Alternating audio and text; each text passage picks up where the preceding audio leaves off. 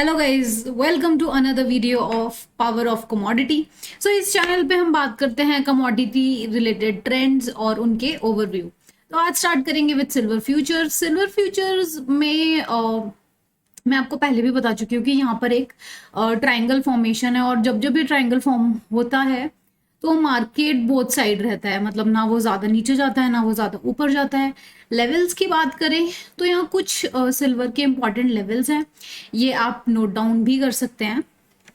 तो the first level is, अगर इस लेवल के ऊपर जाता है तो ही हम बाइंग प्रेफर करेंगे, अदरवाइज नहीं करेंगे।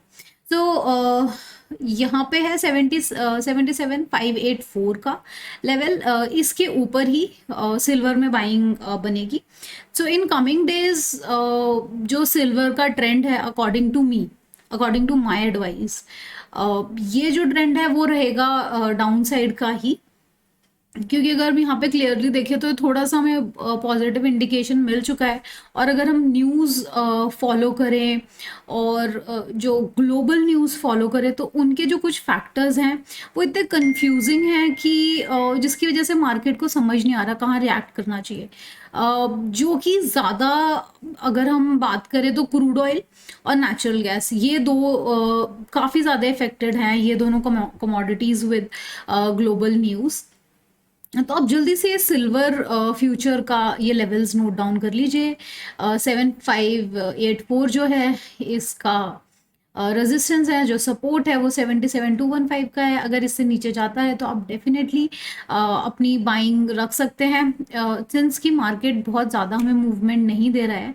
तो इस वजह से आप अपना मार्जिन कम रखिए, और आप एक्सपेक्ट मत कीजिए कि जैसे सिल्वर में हमें किसी किसी दिन पे 1,000 पॉइंट्स तक भी मिल जाते हैं, तो वो थोड़ा सा अभी पॉसिबल नहीं है। तो आज वेडनेसडे है, आई एम होपिंग कि कल और बाकी फ्राइडे को थोड़ा सा मार्केट में इम्प्रूवमेंट एक्सपेक्टेड है in terms of gold and silver. बात करते हैं सिल्वर मिनी की। तो सिल्वर मिनी के कुछ इंपॉर्टेंट लेवल्स हैं। तो पहला लेवल है ये 77,344, इसके ऊपर अगर मार्केट जाता है तो ही हम बाइंग प्रेफर करेंगे, अदरवाइज हम वेट करेंगे। और जो दूसरा लेवल है वो तकरीबन है 77,052, और 7052 के अगर नीचे जाता है मार्केट तो आप यहाँ पे सेलिंग कर सकते हो। तो जैसे कि हम देख रहे हैं, आज जो भी मैं ओवरव्यू दिखा रही हूँ वो 4 आवर की कैंडल में ही है, क्योंकि जो छोटी कैंडल्स हैं लेट्स से 30 मिनट्स 1 आवर, वो हमें इतनी कोई डायरेक्शन नहीं दे रही है मार्केट के, उससे बेसिकली वो काफ़ी ज़्यादा कंफ्यूजिंग है। और अगर हम उनके थ्रू काम करेंगे तो डेफिनेटली इतना हमें एक्सपेक्टेड नहीं है उससे। तो बेटर होगा जब जब मार्केट आपको लगे कमोडिटी मार्केट की बहुत वॉलेटाइल हो चुका है, पता नहीं चल रहा क्या करे, तब तक आप अपना जो टाइम फ्रेम है आप उसको लॉन्ग करके आप मूवमेंट देख सकते हो और उस अकॉर्डिंग अपने ट्रेड्स प्लान कर सकते हो। तो इसका जो नीचे वाला जो लेवल है वो 77,050 का है। 48 मैंने मार्क किया है, बट ये 50 का है। इसके नीचे आप सेलिंग प्रेफर कर सकते हैं, और आप कैलकुलेट कर सकते हैं कि मार्केट थोड़े टाइम से अगर इस लेवल से नीचे गया है तो 189 पॉइंट्स ही इसने दिए हैं, तो आप इतने ही रखिए एज अ टारगेट, इससे ज़्यादा आप मत कीजिए एक्सपेक्ट।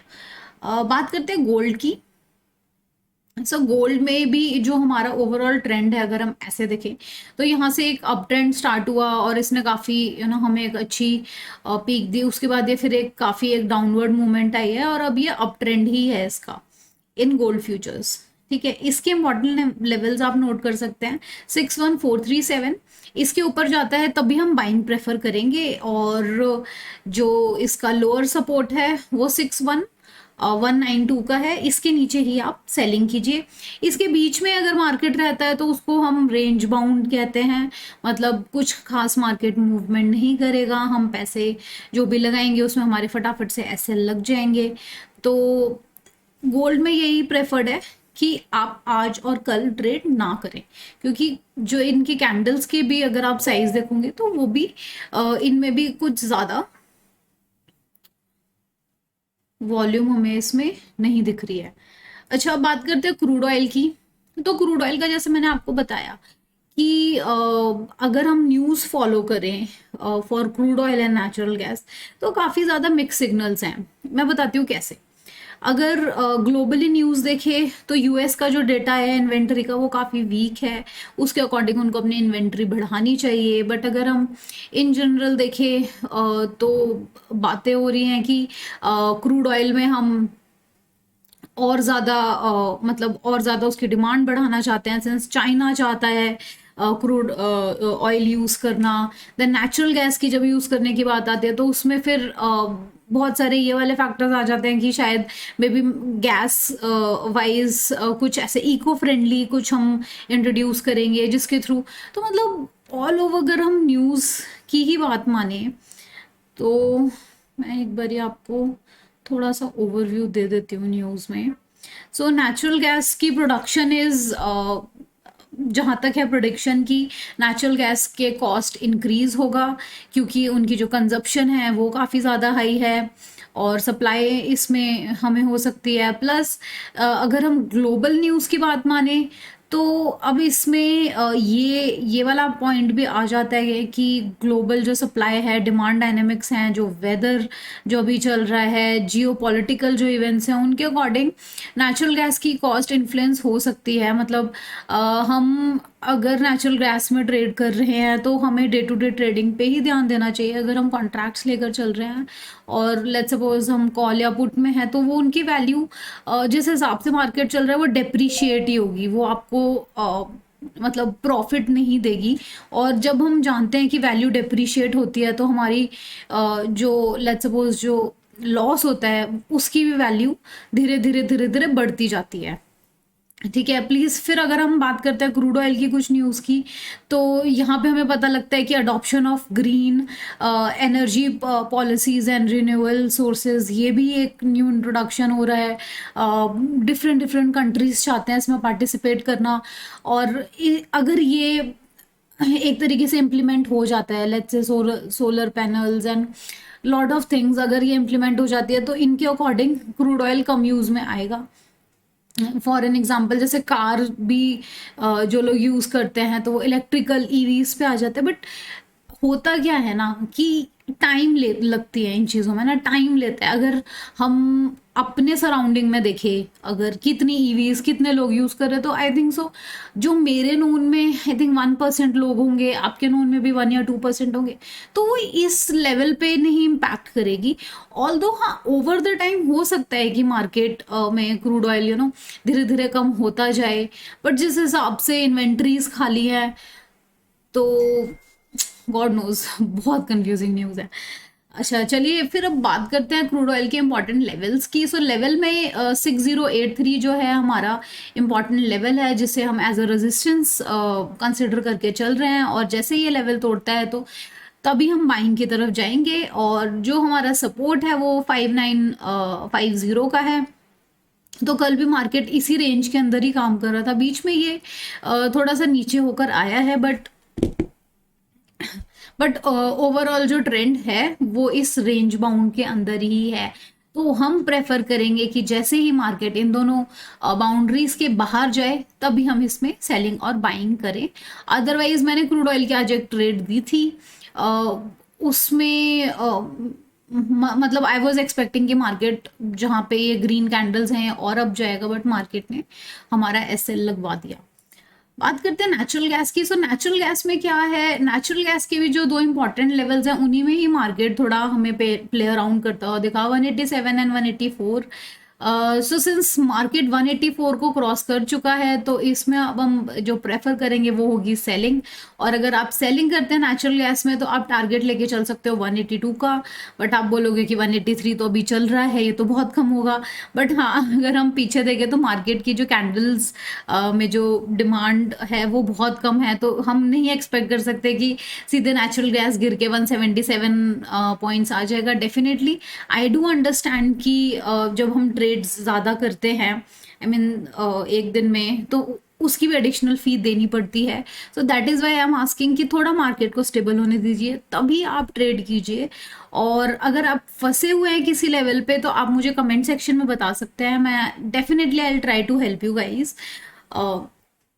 उस ट्रेड में या तो मैं आपको बाहर निकलने की एडवाइस दूंगी, या फिर मैं अगर आपको लॉन्ग टर्म के लिए तो मैं आपको होल्ड करने की एडवाइस दूंगी।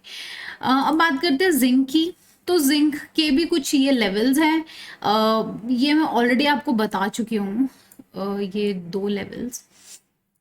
और यहाँ पे हम देखें तो जिंक काफ़ी ज़्यादा गिर चुका है, और ये जो हमारा 237 का लेवल है आज ये उसके नीचे ही है। अ, मतलब हाँ, ये आज की ही आज में ही ये इतना गया है। अगर हम इसकी डे चार्ट देखें गाइज, मैंने ये रिसेंट में डिस्कवर किया है कि अगर जब भी आपको कंफ्यूजन हो रही हो ना कि मार्केट की क्या डायरेक्शन है, नहीं पता लग रहा, तो थोड़ा ना अपना टाइम फ्रेम आप बढ़ाकर देखिए।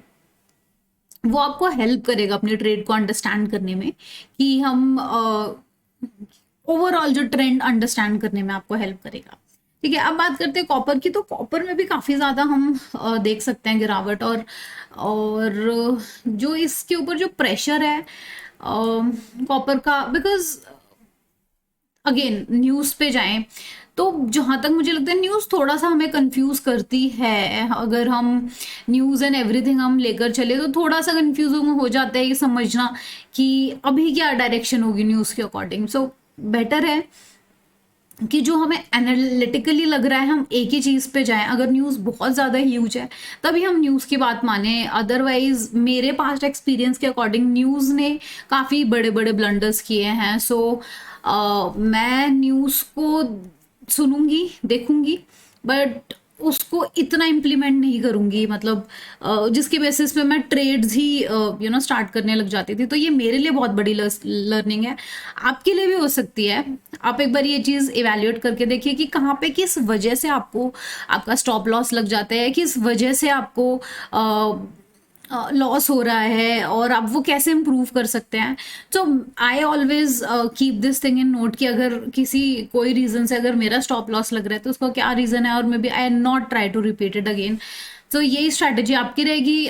कॉपर के लिए बात करते हैं। अच्छा, कॉपर का मैं टारगेट इसलिए बता रही हूँ क्योंकि मुझे बहुत सारे लोगों ने पूछा है, अगर आपको अगर किसी स्पेसिफिक उसका टारगेट या आपको कुछ जानना है तो आप मुझे 1-to-1 मैसेज कर सकते हैं टेलीग्राम पे, प्लस आप मेरे कमेंट में भी रिप्लाई कर सकते हैं। मैं वहाँ डेफिनेटली अगर रिप्लाई करने वाला होगा तो मैं आपको रिप्लाई ज़रूर करेंगी।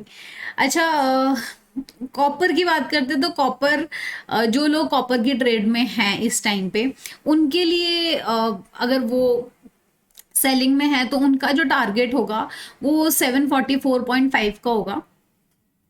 तो ये चीज़ आप और अच्छे से नोट कर लीजिए। इसके बाद आप एग्जिट कर जाइए ट्रेड से, आपका अच्छा खासा प्रॉफिट हो जाएगा।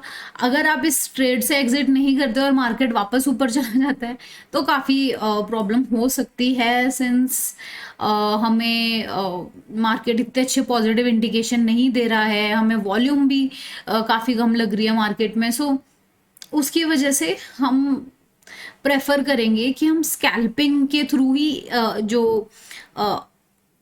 मनी जनरेट कर सके बेसिकली।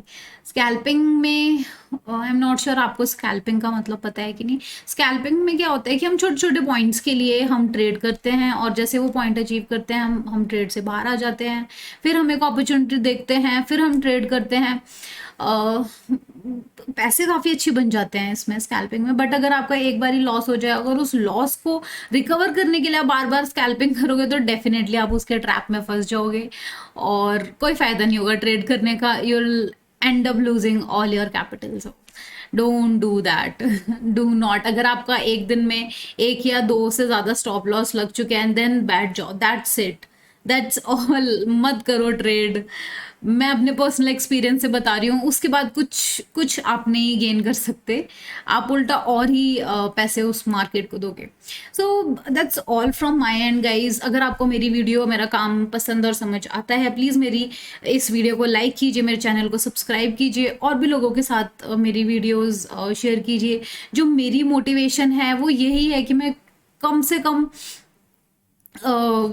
शब्दों में आपको अपनी वीडियो समझा दूं, आपको सारे जो ट्रेडिंग मेथड्स हैं वो बता दूं, और आपका कहीं पे भी लॉस ना हो, कम से कम लॉस में आप ज़्यादा से ज़्यादा प्रॉफिट अर्न कर सको। यही मेरी इच्छा रहती है। Thank you so much everyone, thank you for your time, have a good day.